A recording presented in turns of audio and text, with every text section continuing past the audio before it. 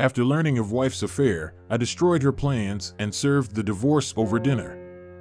After 15 years of marriage, one might believe they truly know their partner. I had been quite confident in my understanding of my wife, Laura. I thought I was familiar with her daily routines, her idiosyncrasies, and even her occasional mood swings, along with her midweek indulgences that often justified a shopping bag or two. However, an email I received on an otherwise ordinary Tuesday afternoon revealed a different reality. The subject line simply read about yesterday. I assumed it was one of those courteous reminders she sometimes sent, perhaps regarding a forgotten dry cleaning or a nudge to set out the trash cans for collection. Upon opening the email, I was struck by an unexpected wave of emotion. Initially, I could not identify it. Anger would come later, but this feeling was something more peculiar. The email was succinct, yet its implications were clear. She had addressed someone as darling and expressed gratitude for an incredible day. The message continued with a few personal details about missing their time together, and most tellingly, it concluded with "Your lady." The language was far too intimate, far too familiar, and that's when the realization hit me: Laura had not intended for me to receive this message. At first, I entertained the notion that it might be a prank, a bizarre mistake, or a poorly executed joke. I anticipated a follow-up email, perhaps an embarrassed correction, but it never arrived. The more I scrutinized the words, the more I confronted the harsh reality before me: Laura was involved in an affair. I found myself fixated on the screen, each line piercing deeper than the last. It felt like a scene from a film, an accidental email sent to the wrong recipient, a mundane technological error that inadvertently exposed a concealed betrayal. This was the kind of narrative I had encountered in novels, but living it was an entirely different experience. Once the initial shock subsided, I leaned back in my chair, surveying the office as if someone else might witness my world unraveling. It would have been simple to head to the nearest bar, to drown my anger and confront her with accusations until she had no option but to confess. Yet, that was not who I was anymore. I had come to understand early in my life that emotions often obscure rational thought. Confronting Laura without concrete evidence could lead to negative repercussions. She might either refute my claims or, worse, twist the narrative to portray me as the insecure one. Therefore, I resolved to approach the situation differently. If Laura intended to disrupt my life, I would ensure that the consequences were mutual. Reflecting on the past few months, I sought to identify any subtle signs that might have indicated her infidelity. Certainly, there were her late nights and numerous work meetings, but given her profession in real estate, known for its unpredictable hours, it was easy to dismiss these as mere occupational demands, especially when she returned home with a bright smile and tales of her day at showings. However, in hindsight, it became clear how oblivious I had been. While I remained at home each evening, quietly accepting her busy schedule, Laura was out showcasing properties, seemingly relishing more than just the open houses with an unidentified lover. I was determined not to allow her to perceive me as an unsuspecting fool any longer. I would approach this situation with caution, seeking to uncover who she was involved with, the duration of the affair, and the extent to which she would go to maintain this secret. The prospect of witnessing her discomfort and frantic attempts to cover her tracks was something I found worth anticipating. Taking a deep breath, I closed the email and returned to my work, feigning normalcy while a plan began to take shape in my mind. I would allow her to believe she had evaded detection, to continue her charade, but from that moment forward, every smile and every declaration of love would be a meticulously calculated element of my retribution. When Laura returned home that evening, I executed my plan flawlessly, maintaining a facade of normalcy and even inquiring about her day. I could sense her cheerful demeanor, almost radiant, and part of me was tempted to ask if she had encountered anyone intriguing the previous day, just to witness her reaction. However, I recognized that patience was essential. Instead, I smiled, nodded at all the appropriate moments, and proceeded with our nightly routine as if nothing had changed. That evening, as she peacefully fell asleep beside me, I remained wide awake, my mind a tempest of possibilities. Laura, blissfully oblivious, likely dreamt of her upcoming meeting, while I harbored my own intentions. I was determined to uncover every aspect of her hidden secret, right down to the last text message. When the moment was opportune, I would ensure her world crumbled just as she had shattered mine. The following day, I contacted a local detective agency seeking someone experienced in handling infidelity cases. It was a call I had dreaded making, one that left no room for uncertainty. I did not require their reassurance. I had already come to terms with what I had witnessed. However, I needed undeniable evidence, and I was prepared to pay any price to obtain it.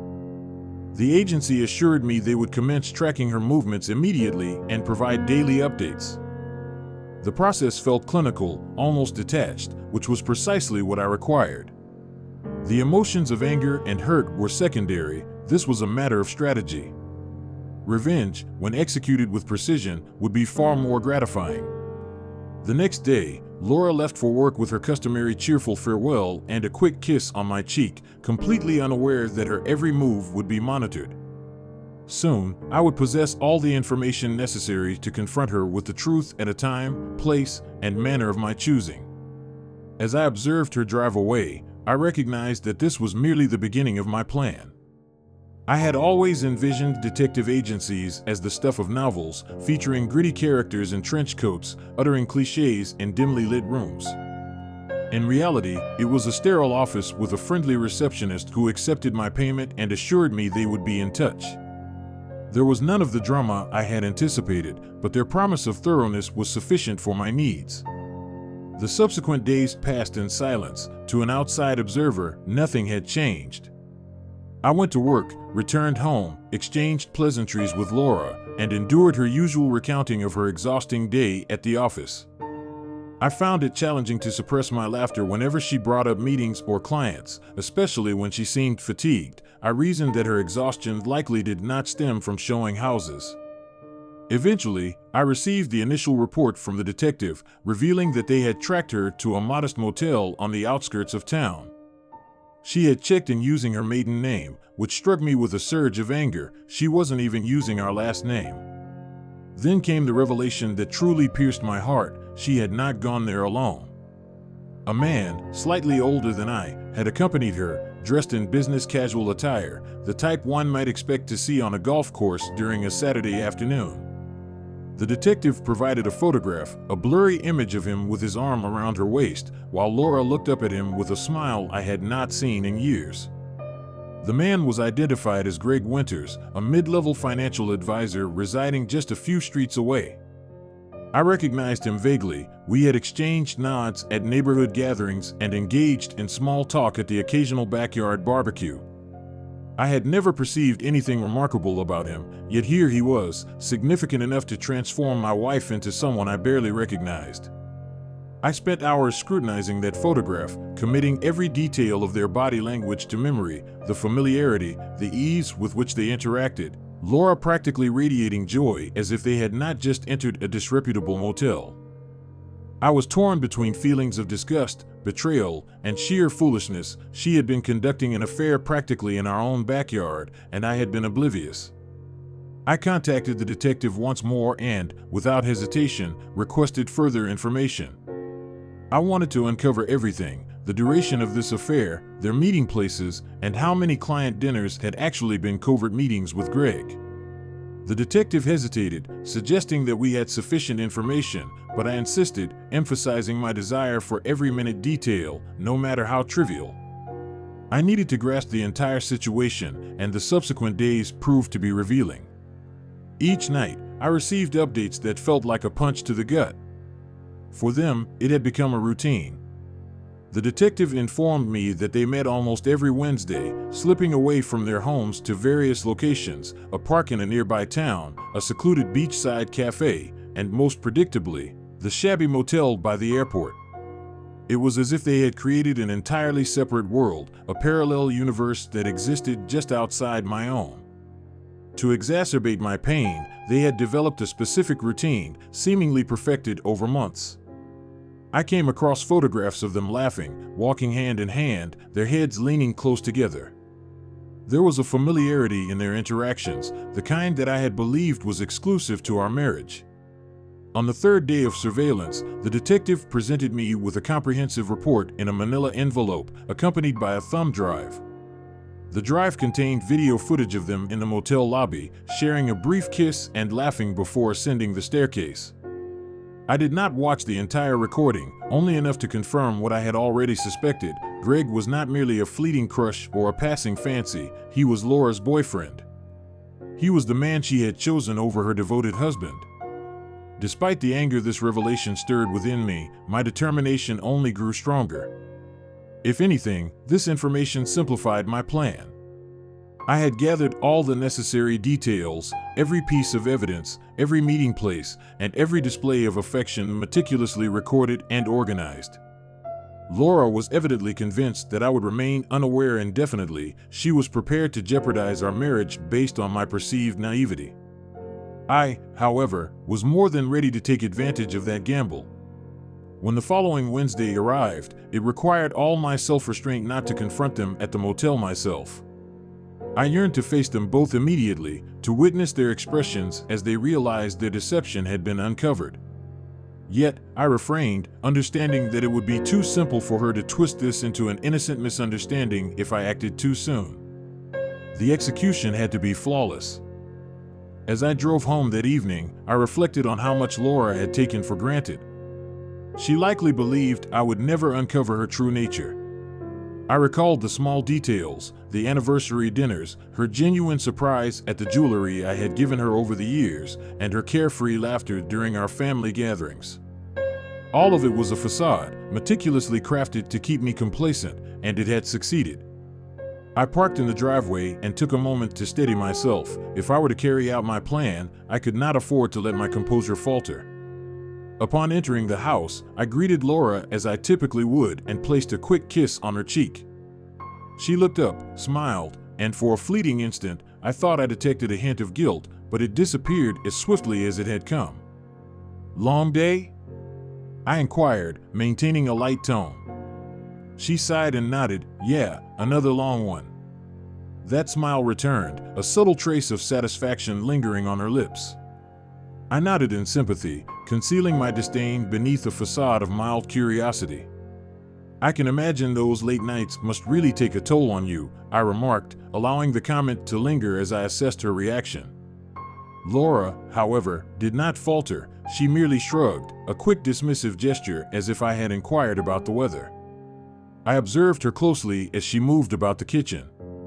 Engaged in the preparations for dinner, she remained oblivious to the fact that her carefully organized client meetings had become transparent to me. As she recounted her day, I experienced a twinge of satisfaction, recognizing that she believed she had constructed a world where she could navigate freely, shielded from repercussions. However, that evening, as she nestled into bed beside me, she would soon discover the fragility of her illusion. I lay awake, burdened by the weight of the detective's findings, the photographs, videos, and timestamps, each serving as a damning piece of evidence against her deceit. The only task remaining was to determine how to wield this information. I understood the necessity of meticulous preparation, selecting each word and action with care. Merely exposing the affair would not suffice. I aimed to dismantle the entire facade she had created. I wanted her to experience the same disbelief, shock, and sense of powerlessness that I had endured. Thus, I maintained my facade as the unsuspecting husband, nodding in agreement whenever she spoke of her work, allowing her to believe that her life remained intact and that I was still ensnared in her web. She would never anticipate the truth. As I drifted into sleep, a singular thought crystallized in my mind. I would permit her to continue digging her own grave, and when she was ready to emerge, I would be there to reveal just how deep she had sunk. The following morning, after yet another night of pretending everything was normal, I resolved to investigate Greg Winters more thoroughly. I had the fundamental information from the detective's report, but I needed to understand the character of the individual who had so easily infiltrated my life. Greg and I were merely acquaintances. We exchanged nods at neighborhood gatherings and engaged in polite small talk when our paths crossed. However, he had never impressed me as someone extraordinary, just a financial advisor leading a perfectly ordinary suburban existence. It was disheartening to realize that he had exploited that familiarity to remain unnoticed by me. On a whim, I drove by his office that afternoon. It was a nondescript building in the downtown area, shared with other law offices and consulting firms. I had passed it before, but today it felt different, almost foreboding. I was struck by how mundane the lives of those who harm others can seem from the outside. This man likely went to work each day in a crisply pressed shirt, advising his clients on financial management with a calm, trustworthy smile that he had likely perfected over the years. A respectable family man, a financial advisor, someone on whom you could rely. That weekend, I unexpectedly encountered Greg at a barbecue hosted by our neighbor Ron. A small part of me wished he would make a mistake, revealing some trace of guilt, but he remained as composed as ever. We exchanged pleasantries, discussing yard maintenance and the neighborhood watch, all while Laura moved about nearby, completely unaware. It required immense restraint not to confront him on the spot. Instead, I concealed my fury behind a calm and polite demeanor. "I heard your wife is in real estate," he remarked casually, taking a sip of his beer. "Laura has always been friendly with my wife, Patty. It's nice that they have each other." I nodded, forcing a smile while gritting my teeth. "Yes, Laura keeps quite busy with long hours. I can hardly keep up." Greg nodded in sympathy, likely thinking he was safe right there, with our wives just a few yards away. It was almost laughable. "Perhaps we should organize a poker night sometime," he suggested, completely unaware that I knew he had been gambling with my marriage for months. The mere invitation made me want to laugh, but I maintained my composure and replied, "Sure, Greg, let's arrange it soon. I'll bring the drinks." If I had my way, he would soon be drinking to forget. Later that evening, back at home, I began to piece together my plan. Simply confronting Laura with the evidence would not suffice. That would merely provide her with an opportunity to devise excuses, apologies, and pleas for forgiveness. No, I wanted her to fully grasp the gravity of her actions, and not just in private. I intended for every aspect of her betrayal to haunt her in ways from which she could not escape. I positioned myself at the dining table, jotting down notes on a yellow legal pad. The first step was clear. I needed to create a rift between her and Greg, but this had to be executed discreetly to avoid raising suspicions. I concluded that the key was to instill doubts in Laura regarding Greg's dependability and worth, thereby eroding the idealized image she had constructed of him. The more uncertainties I could introduce, the simpler it would be to dismantle whatever illusion they believed they had. The following Wednesday, I found myself seated by the window at home, sipping coffee while awaiting Laura's departure for work. She exited around noon, adorned in her favorite black skirt and blouse, looking more polished than usual. It was somewhat ironic that she took such care to present herself for someone who would never see her in daylight. Once she left, I contacted the detective to request another round of surveillance to verify their whereabouts. The detective, understanding my intentions by this point, did not need to ask any questions. Later that afternoon, I received confirmation that Greg and Laura were once again at the motel, likely indulging in another blissful, guilt-free afternoon together. I drove to the location, parking a few blocks away. Their vehicles were parked side by side in the lot. I approached Laura's car, crouching beside the front tire, and used a small valve tool to release the air, listening to the soft hiss as her escape plan deflated. After completing the task, I calmly returned to my car and drove away without a second glance. As I waited at home, I pondered how long it would take for her to realize she was stranded. Would she call Greg for assistance, or would she turn to her dependable husband? Sure enough, about an hour later, my phone buzzed, and Laura's voice came through, breathless with what I presumed was a mix of exertion and frustration. "Jack, I am grateful for your assistance. My car has a flat tire." I maintained a light tone, suppressing a smirk. Her silence on the other end of the call conveyed much. "I'm near the airport," she responded awkwardly. "I had a showing nearby." I ensured she could detect the skepticism in my voice as I replied, "Right. Don't worry, I'll be there in 20 minutes, I assured her. Upon my arrival, I noticed the surprise and anxiety reflected in her eyes. She likely hadn't anticipated my actual presence. To be fair, I doubt she expected me to be as meticulous as I was. I took my time changing the tire, deliberately prolonging the process to ensure it was secure, explaining each step in detail. By the time I completed the task, Greg had probably already departed, and Laura was anxiously glancing at her watch. "All done," I announced, wiping my hands and offering her a reassuring smile. "You're good to go." "Thank you, Jack," she replied, attempting to keep her voice steady, though I could sense the underlying tension.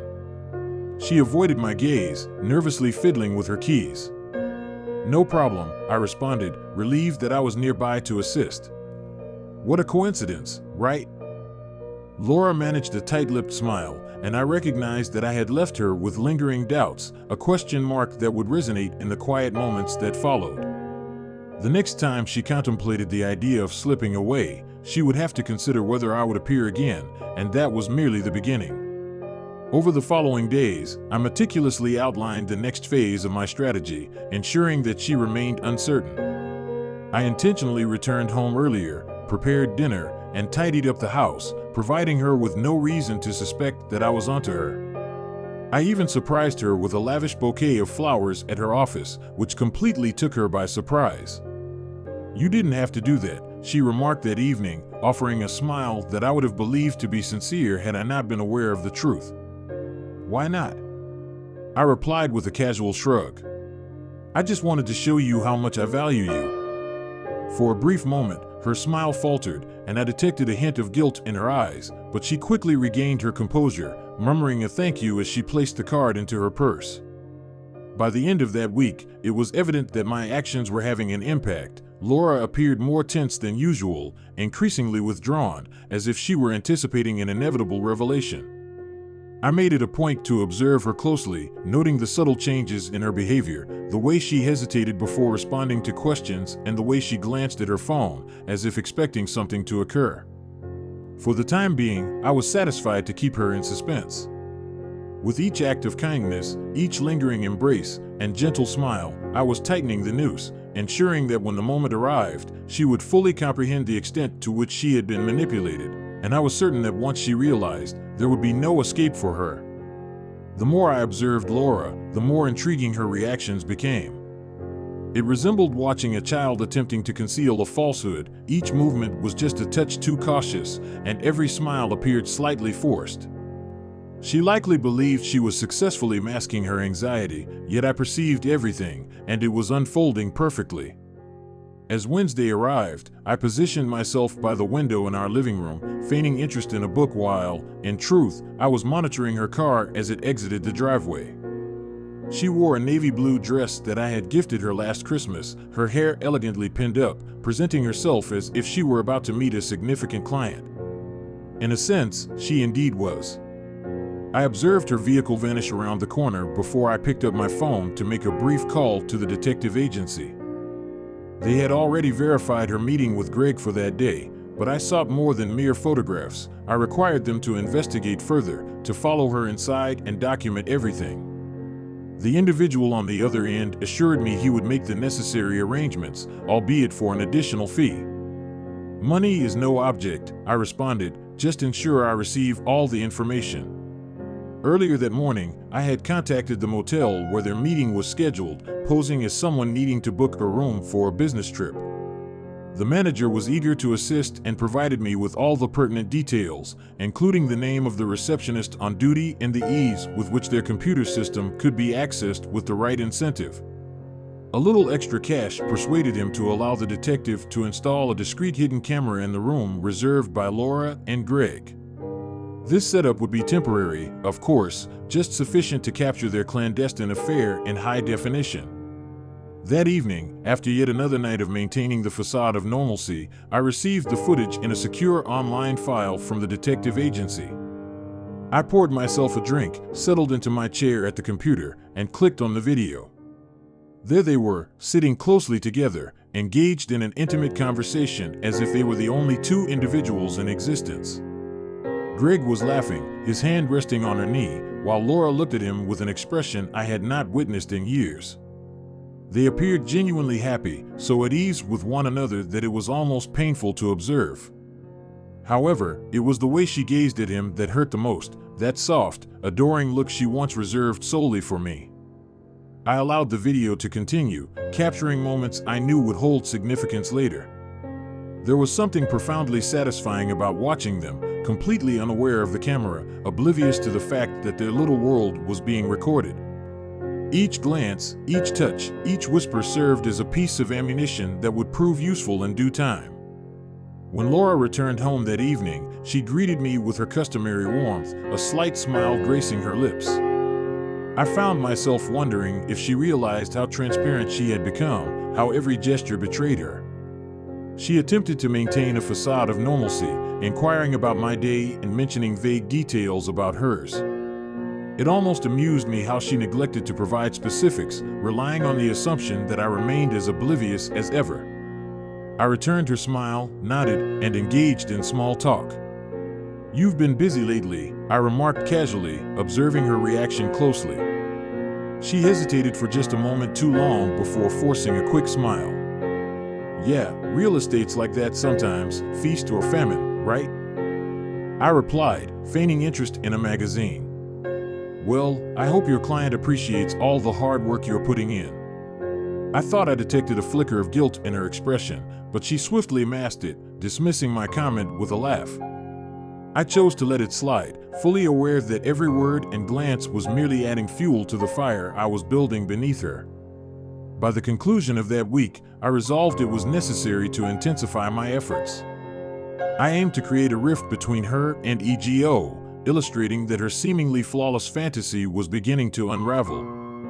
I could perceive her growing discomfort in my presence. She appeared restless and distracted, likely contemplating whether she had overstepped her bounds. This tension presented an ideal opportunity for my next maneuver. On Saturday morning, I visited a florist and ordered an extravagant bouquet of roses, her favorite.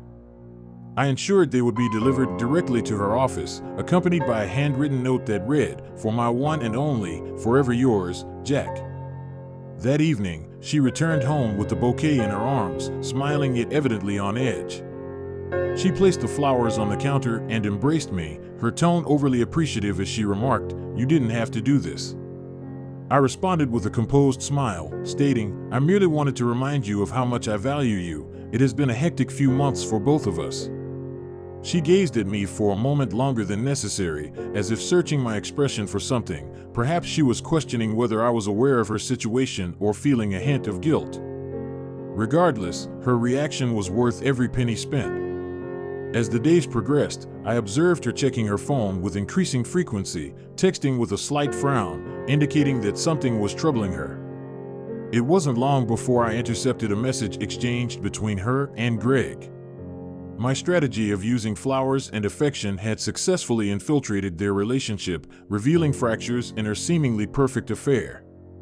She texted him, "Can't talk much, Jack's being really attentive. I might have to lay low for a while." Greg's response was a disgruntled reply, clearly irritated by the disruption. I couldn't suppress a sense of smug satisfaction.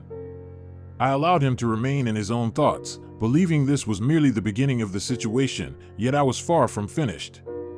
On Wednesday, I took the initiative to cancel the motel reservation that had been arranged.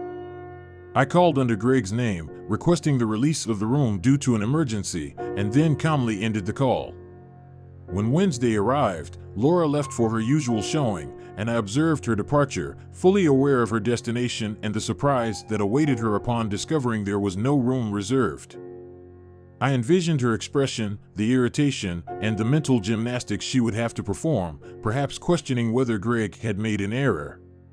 That evening, Laura returned home in a noticeably foul mood, her usual cheer absent. She dropped her bag with a sigh and avoided my gaze, mumbling something vague about a long day. "It must have been quite the show," I remarked, suppressing a smile. She shot me a fleeting glance, one that seemed almost suspicious, yet not enough to confront me directly. I watched her closely, noting how she struggled to meet my eyes and how her responses became terse and defensive. She was beginning to unravel. After dinner, I proposed watching a movie and deliberately sat close, placing her feet on my lap and offering her the kind of attention she likely thought I had forgotten.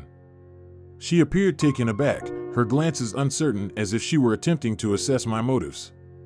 Nevertheless, I maintained my composure, playing the role of the attentive and loving husband. The following day, I intercepted another text. "I don't know what's going on with Jack lately. He's different, and it's unsettling."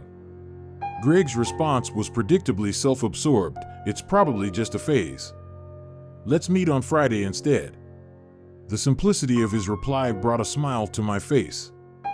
He believed he was in command, capable of manipulating her like a marionette. However, I had taken control and had no intention of relinquishing it. On Friday, they planned to meet at a new hotel, the Hyatt downtown. I swiftly made a call, posing as Greg, to cancel their reservation. I anticipated their arrival, only to find themselves without accommodation, and I could almost envision the irritated expression on Greg's face when Laura returned home that evening. She appeared more than just shaken, moving through the house in a daze, clearly frustrated. As she ascended to bed, she cast me a glance that was both inquisitive and apprehensive. I locked eyes with her for a moment, allowing her to ponder the extent of my knowledge.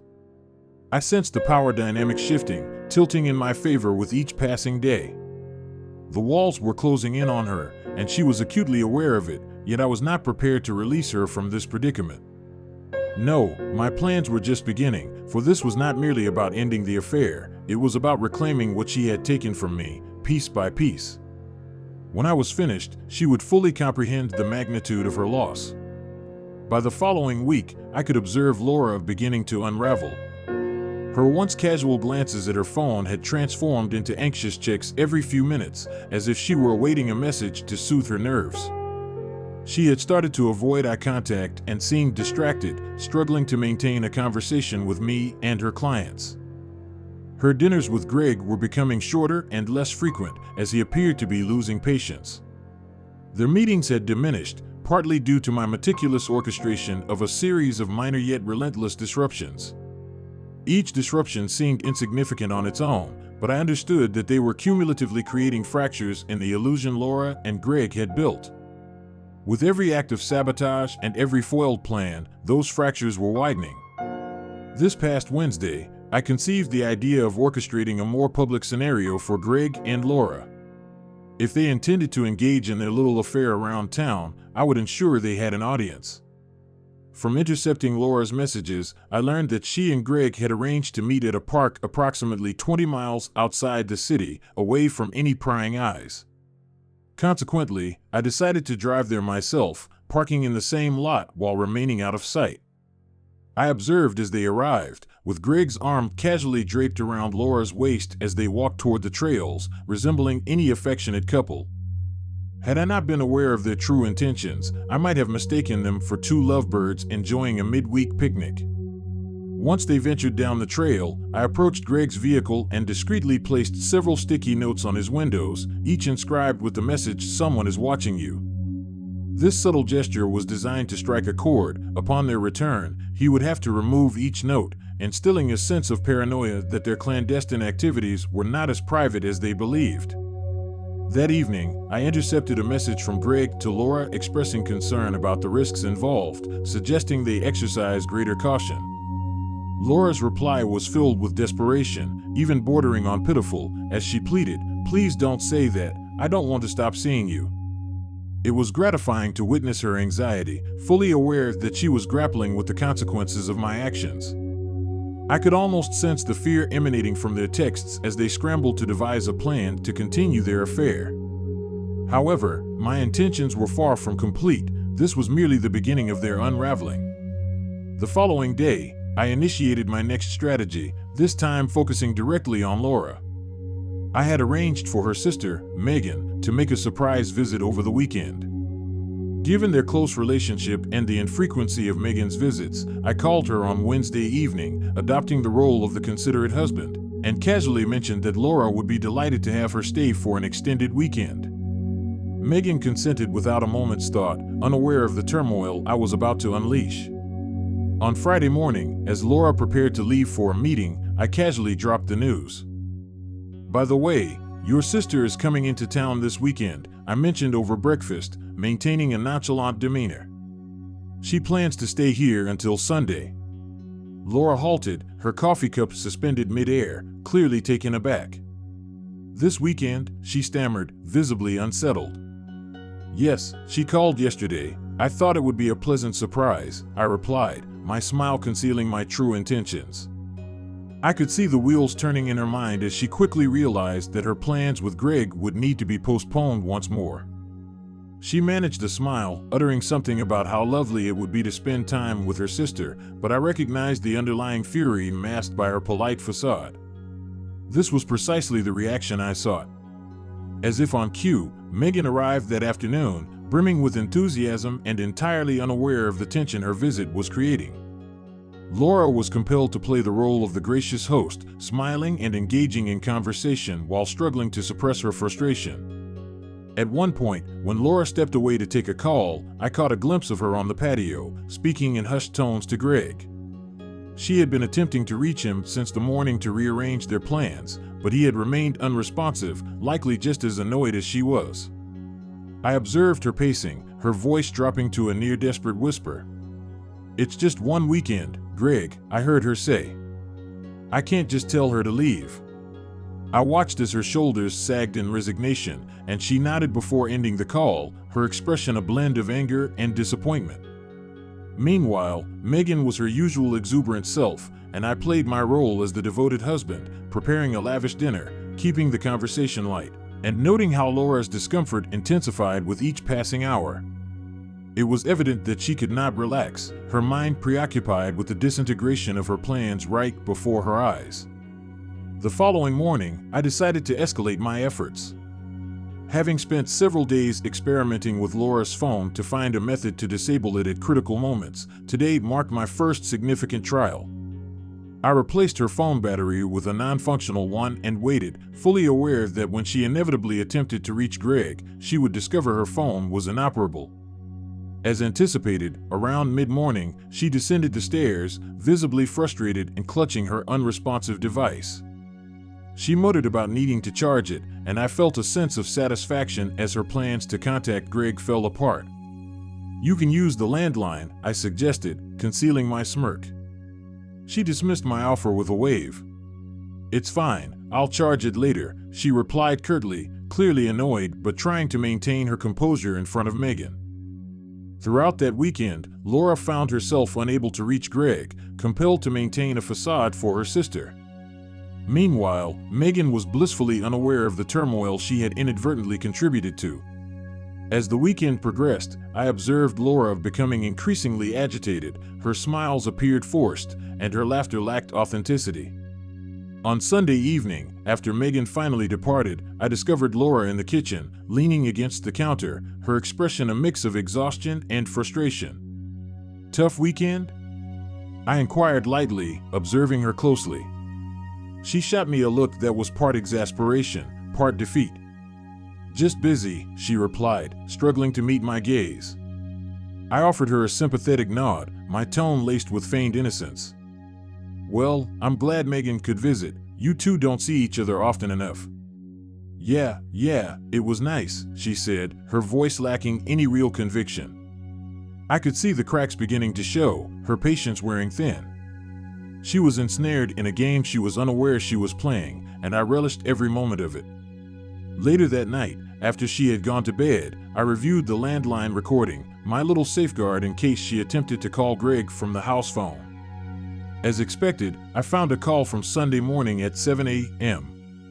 The conversation was brief yet revealing, with Laura expressing her frustration and disappointment regarding her sister's unexpected visit. Greg, however, appeared dismissive, brushing aside her apologies with an impatient tone. "This is getting too complicated," he remarked sharply. "Maybe it's just not worth it." Laura's response was filled with desperation, almost pleading. "Please don't say that. I'll make it up to you, I promise. Just give me a little more time." She saved the recording, knowing it would prove useful later.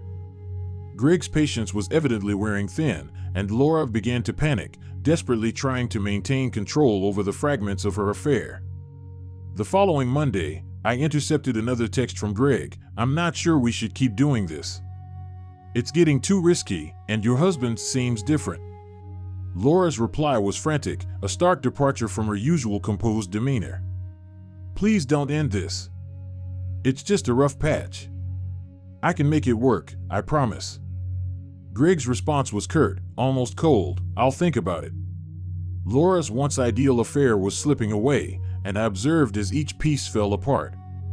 The fantasy she had constructed was turning to ash, and she remained oblivious to the fact that I was the one igniting the flames.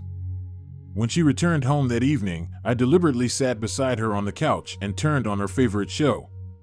She glanced at me, slightly surprised, as if noticing me for the first time. "You know," I said casually, "I really am grateful for you, Laura." She blinked, caught off guard by the sincerity in my voice. Thank you, Jack," she replied hesitantly, her face flushing slightly. I leaned over and kissed her on the cheek, observing as she shifted uncomfortably, a flicker of guilt crossing her expression. She was beginning to sense that something was amiss, that the ground beneath her was shifting, yet she still had not connected the dots. She believed she was the one in control, but I understood it was merely a matter of time. Her affair was hanging by a thread, and soon enough, I would be there to sever it. At this point, Laura was engulfed in a perpetual state of anxiety. Her once meticulously managed double life was beginning to unravel, and I could perceive the burden of it in every fleeting glance, every exasperated sigh, and every anxious check of her phone. Greg was becoming increasingly distant. Their once thrilling affair was now strained by my carefully orchestrated interruptions, and Laura was desperately attempting to maintain her composure. I recognized that it was time to escalate the situation. The following Wednesday, Laura scheduled another meeting with Greg, resolute in her efforts to salvage their relationship. She believed she was being discreet, communicating through hurried, coded messages. However, due to the email forwarding system I had established on her laptop, every detail of their upcoming encounter was delivered directly to me. They had decided to meet at a different hotel this time, a more upscale venue downtown, the Hyatt. She seemed to think that a change of location would alleviate the tension, as if a new setting could mend their deteriorating affair. I resolved to ensure that it would be an unforgettable evening for her. That morning, I contacted the Hyatt under Greg's name and canceled their reservation. I could vividly imagine Laura and Greg arriving, only to be informed at the front desk that their room was no longer available. However, my intentions extended beyond merely canceling their reservation. I aimed to heighten the drama, illustrating to Laura that her idealized fantasy was morphing into an inescapable nightmare. On the evening of their planned meeting, I made a reservation at the High Restaurant. Dressed in my finest suit, I arrived just in time to observe Laura and Greg entering the lobby below, exchanging confused and irritated glances as they conversed with the receptionist. I noticed Greg gesturing animatedly, clearly frustrated, while Laura appeared helpless, her eyes scanning the area, likely searching for a way to salvage the evening. After witnessing their unsuccessful check-in from a distance, I proceeded to the restaurant and took a seat at a table with a clear view of the lobby. As I sipped my wine, I watched them step away from the front desk, visibly upset. Greg was walking back and forth, frequently checking his phone, undoubtedly searching for nearby hotels, but it appeared they were all fully booked. Laura's shoulders drooped as she quietly suggested they call it a night. I could sense her frustration, yet the disappointment etched on Greg's face was even more gratifying than I had anticipated. He seemed on the verge of leaving her right then and there. I lingered at the restaurant longer than necessary, relishing the moment and the realization that I had introduced yet another fissure into their so-called relationship. By the time I returned home, I was already eager to witness their messages unfold in real time. Sure enough, by morning, I intercepted an email exchange that painted a rather satisfying picture. Greg was irate, questioning why she hadn't confirmed the room, his impatience evident in his words. Laura's reply was frantic and defensive, insisting she thought he had taken care of it and asserting it was not her fault. Throughout the day, they exchanged several more messages, each one increasingly tense and accusatory, revealing the growing strain between them. I observed as their idealized fantasy, the meticulously crafted getaway they had envisioned, began to disintegrate under the burden of distrust and frustration. Yet, I was not finished. With the Hyatt incident still fresh in their minds, I decided to introduce another layer of turmoil into their lives. That Friday, I contacted Greg's office, pretending to be a concerned friend of his wife.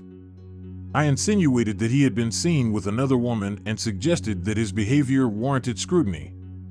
This was sufficient to sow a seed of suspicion, ensuring that his wife would be more vigilant regarding his actions from that point forward. I wanted him to experience the same sense of paranoia and anxiety. Laura had been living with the tension of my plan for weeks, and the final component was set to unfold later that week. While monitoring Laura's emails, I discovered that she and Greg were attempting to arrange a last-ditch meeting, this time at Greg's lake house, far removed from the city and any familiar surroundings. It was evident that they both recognized this as their final opportunity to salvage whatever remained of their affair. However, I was determined to prevent them from enjoying their little escape. On Saturday morning, I casually informed Laura that I would be skipping my usual golf game, explaining that I had promised her sister, Megan, we would spend the day together. I observed her expression change as she processed this information. Her initial surprise quickly morphed into visible frustration. She had been relying on my absence to facilitate her rendezvous with Greg, and now that avenue was obstructed. "Oh, I thought you had golf today," she remarked, forcing a smile. "Yeah, I decided to switch things up." "Besides, Megan was looking forward to seeing us," I replied, feigning nonchalance while noting her clenched jaw and the strained smile she attempted to maintain. Just as Laura began to search for a new excuse, the doorbell rang. Megan had arrived. As Laura welcomed her, I could see the suppressed irritation in her eyes. She was compelled to play the hostess for her sister while I maintained the role of the dutiful husband, perfectly composed and in control. After breakfast, I took Megan aside and proposed a visit to a nearby vineyard, which thrilled her. Laura had no choice but to comply, her opportunity with Greg slipping further away. As we wandered through the vineyard, Laura fell silent, her phone stowed away as she endeavored to maintain appearances. It was clear she was seething internally, frustrated by yet another thwarted plan. Meanwhile, Megan remained blissfully unaware, chatting about work, her recent vacation, and how fortunate Laura was to have such a kind and thoughtful husband. I noticed a flicker of guilt cross Laura's face at Megan's comment. Her gaze was cast downward, deliberately avoiding both of our eyes, and I could sense the burden she carried. The delicate facade she had constructed was unraveling with each moment she remained distant from Greg. However, the true revelation came that night when I reviewed the landline recording once more. There it was, a call from Laura to Greg, her voice strained as she apologized yet again for the misunderstanding. "I don't know what's happening," she murmured into the phone. "Jack has just been different lately. It feels like he's watching me." Greg's reply was dismissive, urging her to remain composed. "You're being paranoid, Laura. Just keep it together, all right?" Their conversation escalated into a tense argument, both voices weary and fraught with frustration. Greg's impatience with the constant rescheduling was evident, while Laura appeared on the verge of a breakdown. Their once enchanting fantasy had transformed into a burden, a ticking time bomb poised to detonate. The following day, I received a final email from Greg, clear, decisive, and damning. "Laura, this isn't working.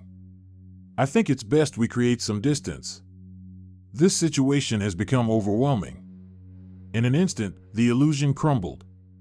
Laura's clandestine affair, the life she had meticulously concealed, was reduced to a series of emails, a canceled hotel reservation, and a stark dismissal. I observed her expression fall as she read Greg's message, the weight of her loss settling heavily upon her. That evening, she sat silently on the couch, her gaze vacant and her demeanor hollow. I joined her, feigning ignorance to her sorrow, pretending to be the supportive, loving husband she had chosen to betray.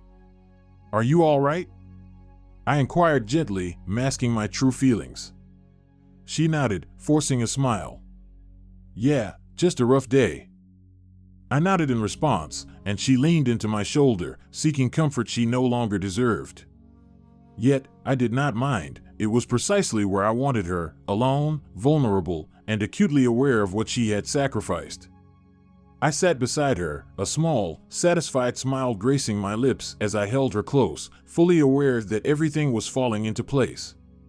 The sense of fulfillment I experienced as I observed Laura disintegrate in silence was profound. Every element was precisely aligned, leaving her to grasp the remnants of a relationship she had believed to be invulnerable. For weeks, I had meticulously constructed each layer, watching her world sway and falter. With Greg no longer in the picture, she found herself with no escape route. However, my intentions were far from complete. If anything, I was merely beginning. While Greg's final correspondence may have concluded her affair, it was time to unveil the truth, ensuring she comprehended the extent of her betrayal. That weekend, I devoted myself to careful preparations, orchestrating the final phase of my scheme. I envisioned the confrontation as a gradual build-up, a moment she would never forget. Thus, I made a reservation at an upscale restaurant she had always cherished, a venue we had not frequented in years. I was aware that this would catch her off guard. Laura was already on shaky ground, her usual vibrancy diminished. An elegant evening out would thrust her into an emotional labyrinth, and I would be there to trigger every response. On Monday morning, I arranged for the delivery of 2 pristine white envelopes, one addressed to Greg's wife, Patty, and the other to Laura's sister, Megan. Each envelope contained copies of the detective's photographs, intercepted messages, and a note that outlined the affair with a chilling clarity that left no room for misinterpretation. I aimed for everyone close to Laura to be informed of the truth. If she believed she had successfully concealed her actions, she was about to discover just how mistaken she was. That evening, I assumed the role of the devoted husband, returning home early with flowers and surprising her with a dinner reservation. Laura regarded me with a blend of astonishment and skepticism, as if questioning whether this was some sort of test. Nevertheless, she did not object. She donned a dress she had not worn in years, applied her makeup with care, and offered me a strained, uncertain smile that resembled more of a facade than a genuine expression. During the drive, I maintained a lighthearted conversation, inquiring about her day and engaging in casual banter, as if it were an ordinary evening. I wished for her to entertain the thought, even if just for a fleeting moment, that she had managed to escape, that perhaps life could revert to its former state. I wanted her to cling to that illusion for a few more minutes. Upon our arrival at the restaurant, I had arranged for us to be seated in a secluded booth by the window, where the city lights sparkled outside, casting reflections on the glass and silverware. Laura remained quiet, her gaze wandering anxiously, as if she anticipated some significant revelation. I observed her, relishing the tension in the air, before pouring us each a glass of wine. "I have missed evenings like this," I remarked, leaning back in a relaxed manner. "It has been quite some time since we truly went out." She nodded, offering a small, tight-lipped smile. "Yes, it's nice, really nice." I could perceive the uncertainty in her eyes, the way she seemed to struggle with each word. She was making a concerted effort to unwind, yet the expression on her face indicated that she could not dispel the sense that something was amiss. After we placed our orders, I observed her intently, savoring every hint of discomfort that flickered across her features. By the time our entrees arrived, she was glancing at her phone, as if hoping for an interruption that would provide her an escape. Nevertheless, I maintained the flow of conversation, inquiring about her recent work projects and sharing amusing anecdotes about our neighbors. Each question was designed to engage her, to create a sense of normalcy. Finally, as dessert was served, I leaned in, locking my gaze with hers. "Laura," I said softly, setting my wine glass down, "there is something I wish to discuss with you." Her complexion drained of color, and she forced a smile, clearly uneasy. "Oh, what is it?" I took a deep breath, holding her gaze and allowing the silence to envelop us. "You know," I began, "I have been reflecting a great deal on us lately, on how much I value everything we have shared." She swallowed hard, her eyes darting to the side. I raised my hand to halt her, reassuring her, "It's all right, Laura, you need not say anything. Over the past few months, I have observed you closely and have come to understand many things." I reached into my pocket and retrieved a small envelope, sliding it across the table toward her. She gazed at it, her expression a blend of confusion and fear. "What is this?" she asked. "Go ahead," I replied calmly, watching her as she opened it. Inside, she discovered the photographs, the ones from the detective, each serving as a fragment of the puzzle she believed she had concealed so effectively. The images depicted her with Greg at the motel, in the park, and in the parking lot, laughing and smiling as if they were the only two in the world. Her hand shook as she held the photos, her complexion draining of color, her mouth parting in a silent gasp. "Jack, I leaned back, maintaining a neutral expression. "I know, Laura. I am aware of everything, the lies, the meetings, the late nights. I know it all." Tears welled in her eyes as she reached across the table, attempting to grasp my hand. "Please, let me explain." I withdrew my hand, my voice icy. "What is there to explain, Laura? You had a choice, and you made it. You chose him. You chose to betray everything we built together."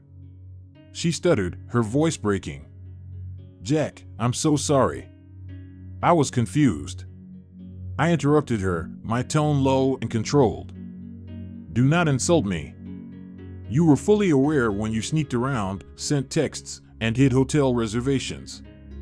You knew precisely what you were doing." Tears streamed down her face as she covered her mouth, trying to suppress a sob. "Please, Jack, it didn't mean anything. It was a mistake. I was weak, but I love you. I truly do." I laughed, the sound cold and hollow. "You believe you love me, Laura? No, you loved the thrill of having your cake and eating it too. You relished the excitement of deceit, of having something on the side. You did not love me." She remained seated, trembling, her shoulders hunched and her complexion devoid of color. I allowed her to sit in silence, letting each word resonate and allowing her to grasp the gravity of her actions. Then, with a subtle smile, I signaled to the waiter. Laura's brows knitted together in confusion, her tear-filled eyes flickering toward me in search of understanding. It was then that she noticed him, the waiter, approaching with a silver tray, moving with deliberate and practiced elegance. Atop the tray rested a single white envelope, the divorce papers. As the waiter drew near, stopping beside her with a professional nod, Laura's expression turned pale. She glanced at me, her eyes wide with dread, then back to the envelope as if it were a venomous object she feared to touch. "Sir," the waiter said, extending the tray with a respectful bow, as requested. "Thank you," I replied, offering him a calm nod before turning my attention back to Laura. I gestured toward the tray. "It's for you." Slowly, she reached out, her fingers trembling as she grasped the envelope. Her breath caught in her throat upon seeing her name inscribed on the front. The weight of the moment struck her like a blow, her lips parting in silent disbelief as she opened it and extracted the divorce papers within. Each page was crisp, every line meticulously outlined, awaiting her signature. She looked up at me, her eyes brimming with fresh tears, her voice barely a whisper. "Jack, please, no. Don't do this." I leaned back, my expression resolute. "It's already done, Laura," I replied coldly. "You made this decision, I am merely finalizing it." Her mouth opened as if to protest, but no words emerged. She simply stared down at the papers, her face a mask of anguish as she comprehended the irrevocability of the situation. The waiter, observing the unfolding scene, gave a quiet nod and stepped back, maintaining his composure as if he had merely served dessert. "It's over, Laura," I continued, my tone low and unyielding. "Greg doesn't want you. You have shattered our marriage for a man who has already moved on. Now, you must confront the consequences of your decisions." She completely broke down, her shoulders trembling as her quiet sobs echoed her despair, struggling to maintain her composure while clutching the documents. In that once beloved elegant restaurant, she found herself ensnared, her shame and regret laid bare for all to witness. I observed her without a trace of compassion, only a sense of cool satisfaction. I had provided her with every chance to be honest, to reveal the truth, yet she opted for her illusion. Now, I was finished, and she had to confront reality. After several agonizing moments, I rose and placed a few bills on the table to settle the bill. She looked up at me, her eyes red and pleading, but I felt nothing. Her entreaties went unheard as I turned and exited, leaving her alone at that table with the wreckage of her decisions. That night, as I packed my belongings, an unexpected sense of relief washed over me. The anger, betrayal, and pain had all been consumed, replaced by a calm, steady satisfaction. The door clicked shut behind me with a gratifying finality, a sound I had long awaited. The drive to my temporary apartment was enveloped in silence, a lengthy pause that allowed me to reflect on everything that had transpired. The divorce would soon be public knowledge if it wasn't already. I had ensured that Laura's family and Greg's wife, Patty, were informed of the truth. Patty had received her own set of documents from me, meticulously outlining every affair, every meeting, every act of betrayal her husband had engaged in with Laura. Upon arriving at the apartment, the key felt cold in my hand, a small yet gratifying reminder that this marked the beginning of a new chapter. That evening, while unpacking a final box, I stumbled upon a small leather-bound notebook containing a passage I had written the night before our ultimate confrontation: "No one harms me without facing consequences."